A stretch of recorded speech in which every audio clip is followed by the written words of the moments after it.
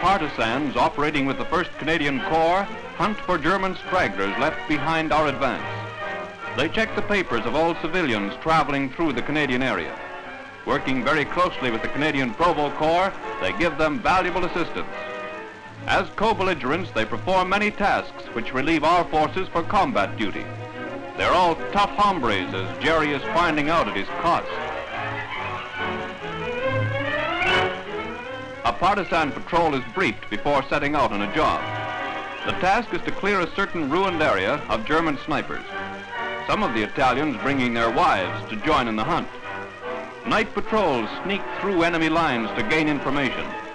Day patrols augment the knowledge by moving into positions to keep an eye on Jerry.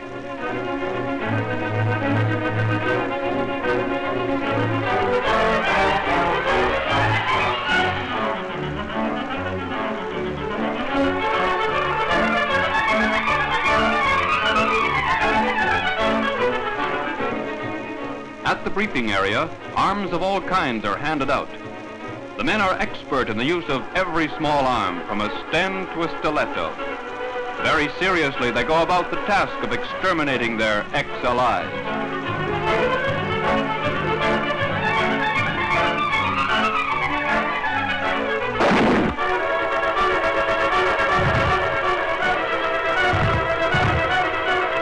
Partisans quote Jerry a page from his own book. By their valor and efficiency, they're fast changing the status of Italy from a co-belligerent to a trusted ally.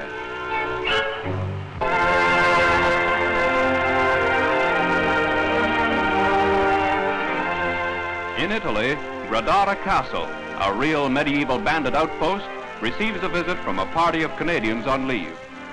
The colorful history of the place is immortalized in Dante's Inferno. Early in the 13th century, the Malatesta family moved in after tossing out the previous occupants. They turned the castle into a veritable fortress.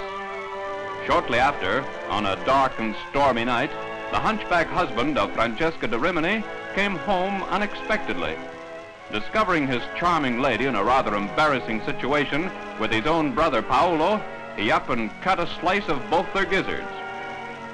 An altar dating back to the 6th century and a 15th century terracotta bas-relief are examined with interest. The Germans must have been right at home in the torture chamber.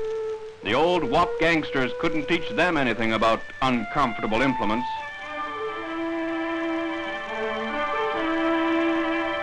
The trap door through which Francesca's boyfriend tried to escape was the cause of his downfall.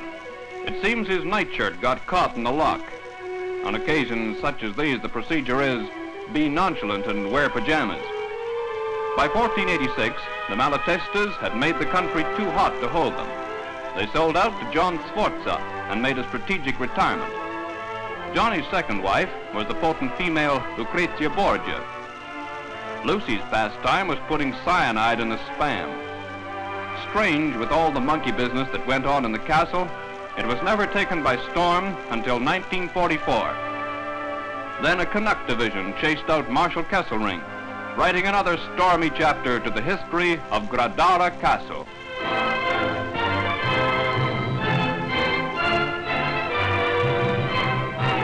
Thanks to paratroops who preceded our advance, the road from Grave to Nijmegen is completely undamaged. A main artery built for speed, it carries a large bulk of supplies to forward units. Canadian-made highway signs tell their own story.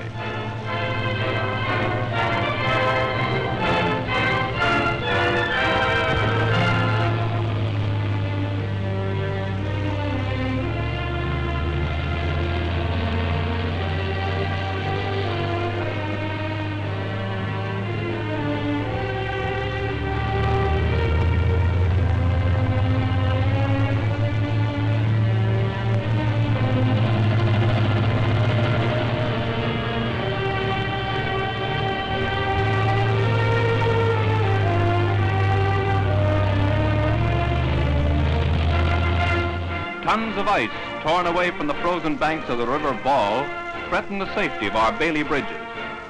To smash the icy surface, charges of 808 are prepared by the Royal Canadian Engineers. Explosives are also used to mine the bridge. In case the ice piles up around the pontoons, the bridge may be blown into small pieces to release the ice jam.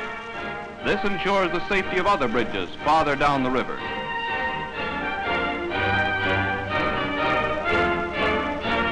In the thick ice, holes are punched to submerge the charges.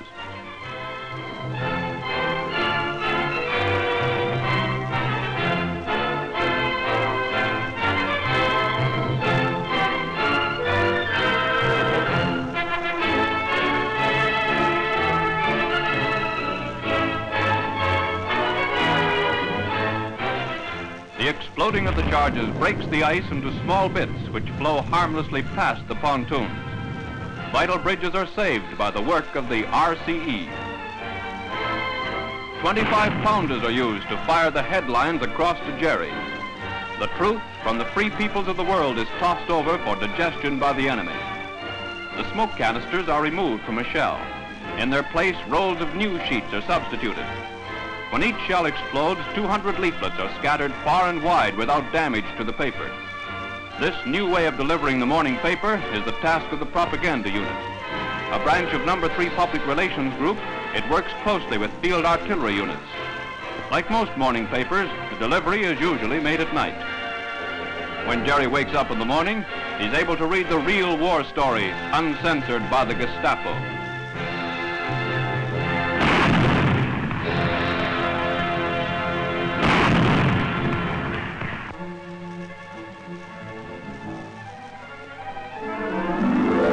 An Ontario infantry unit prepares for an assault on the ferry landing island of Kapelsche, Veer.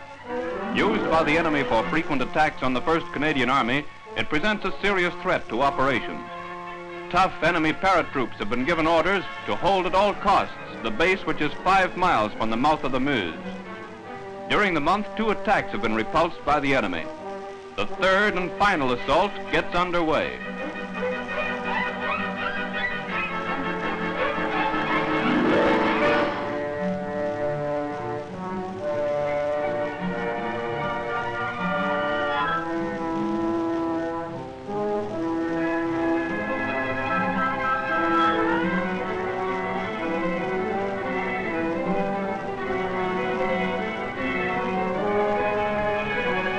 Even the North American canoe becomes an instrument of war in Canadian hands. Canoe commandos form one arm of the double-pronged drive on the island. With their small arms in the bottom of the canoes, clad in snowsuits for camouflage purposes, they close in on their objective.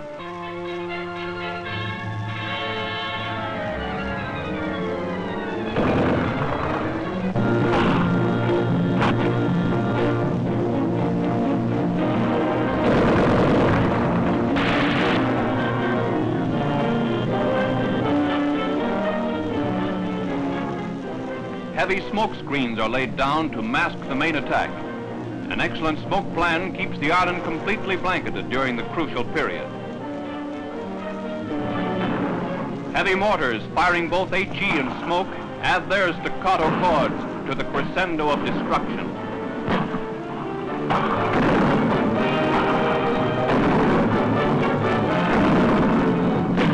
After 5 days of vicious fighting, the Germans are driven from their last bridgehead south of the Meuse River. Kapelsche Veer falls to Canadian arms. Meanwhile, in the Dodevard sector, specially camouflaged tanks maneuver into position for assault on German strongpoints. White paint jobs screen them on snowy backgrounds. Supporting British infantry, they clean out a group of factory buildings. At a range of 500 yards, targets of opportunity are engaged by the guns.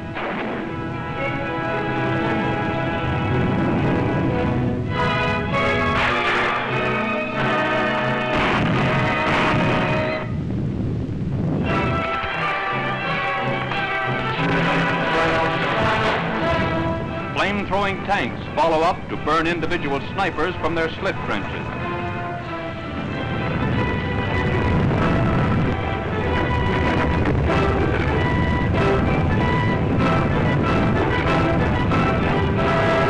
Through smoke and flame, the 1st Canadian Army inches steadily forward as the island hopping continues on to the Rhine.